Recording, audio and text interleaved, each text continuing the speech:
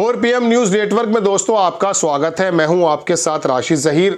हालांकि मैं अमिताभ बच्चन से कोई ज़्यादा मुत्तफिक नहीं रहता हूं, उसकी कुछ वजहें हैं, वो एक अलग बात है। लेकिन केबीसी के मंच पर अमिताभ बच्चन का एक वीडियो देखा मैंने और मुझे लगा कि जातिवाद, जातियों के बंधन को तोड़ने की जो उसने अपील की, ये मुझे अपील कर गई।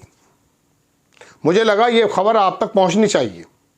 खबर भी के अलावा अगर हम एक दूसरे से अवेयर होने की बातें करने लगें, नक्शेबाजियों को छोड़ करके खबरों के माध्यम से अवेयर हो जाएं, इसको कहते हैं सही तालीम।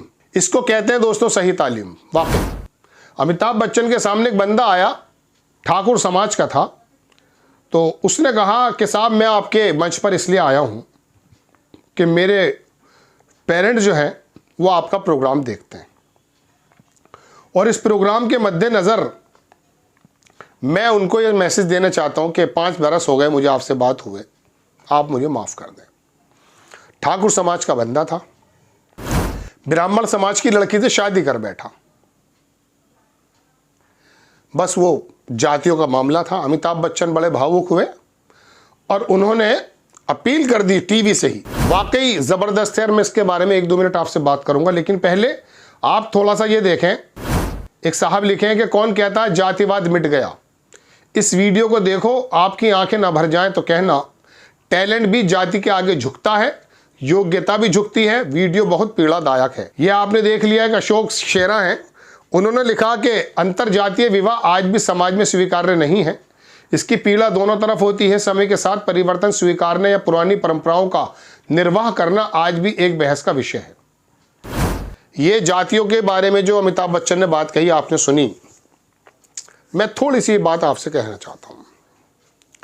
देखिए, इसमें कोई दो राय नहीं कि कबीले, जाति, समाज, इलाके, मोहल्ले, कस्बे, रीजन, प्रदेश, इनके अपने अपने असरात होते हैं। इसमें कोई दो राय नहीं है। आप हरियाणा की एक लड़की से शादी करें और आप रहते बिहार में हैं, तो आपके 2 रीजन जब मिलते हैं तो इसमें कोई दो राय नहीं, थोड़ा एडजस्टमेंट करना पड़ेगा। उसकी लैंग्वेज अलग, उसकी सोच अलग। महाराष्ट्र की एक लड़की से अगर दिल्ली का कोई बंदा शादी करता तो उसका सोच अलग, दिल्ली के सोच लगाने की सोच अलग। इसी तरह से बिरादरियों में भी होता है, इसमें कोई दो राय नहीं है। असरात भी होते हैं, माहौल के, मोहल्लों के भी असरात होते हैं। आप तो जन्म की बात कर रहे हैं। लेकिन मैं एक ऐसी व्यक्ति को जानता हूं, ऐसे व्यक्ति को जानता हूं कि वो बंदा अपने ऑफिस में काम करता था, उसकी कुंडली नहीं मिली। अब वो दोनों इंटीमेसी में थे, तो मैंने कुछ वक्त के बाद उससे पूछा कि आप ज़रा चुप चुप रहते हैं, बातचीत नहीं करते, क्या बात है, क्या समय नहीं है? उन्होंने कहा समय तो है लेकिन मन नहीं है किसी से बात करने का। आप यकीन मानिए, उसकी लैंग्वेज, हालांकि वो मैसेज में आई थी, मेरे मन में तकलीफ पैदा कर गई। उसने कहा कि मैं काम करता रहता हूं ताकि मुझे, चूंकि पेरेंट्स, वो कुंडली आ गई बीच में। चलिए, हो सकता है इसका कोई वजह हो। खैर, मैं आपको ये बताना चाहता हूं, जब आदमी तन मन धन से कोई वर्क करता है ना, तो उस वर्क का एक रिजल्ट ऐसा निकल करके आता है कि वो वर्क खूबसूरत बन जाता है।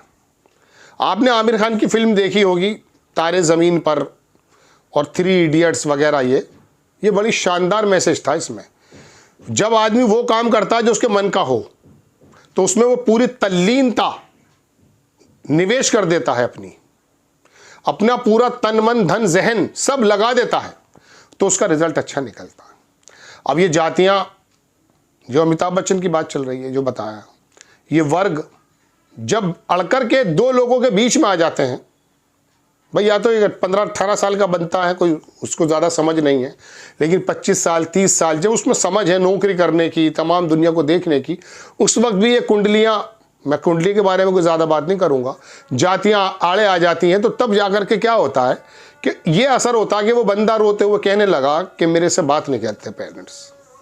तो वो ठाकुर था और वो ब्राह्मण थी, और जनाबे वाला ये तो फिर भी हायर क्लास से संबंध रखते हैं। बाकी जगह अगर किसी ने किसी एससी से शादी कर लेते हैं तो कोहराम मच जाता है। मुस्लिमों में भी ऐसा ही है। 4 वर्ग हैं, शेख, सैयद, मुगल, पठान, और बाकी सब लोग हैं ओबीसी हैं, उनमें एससी तो नहीं है ज़्यादा।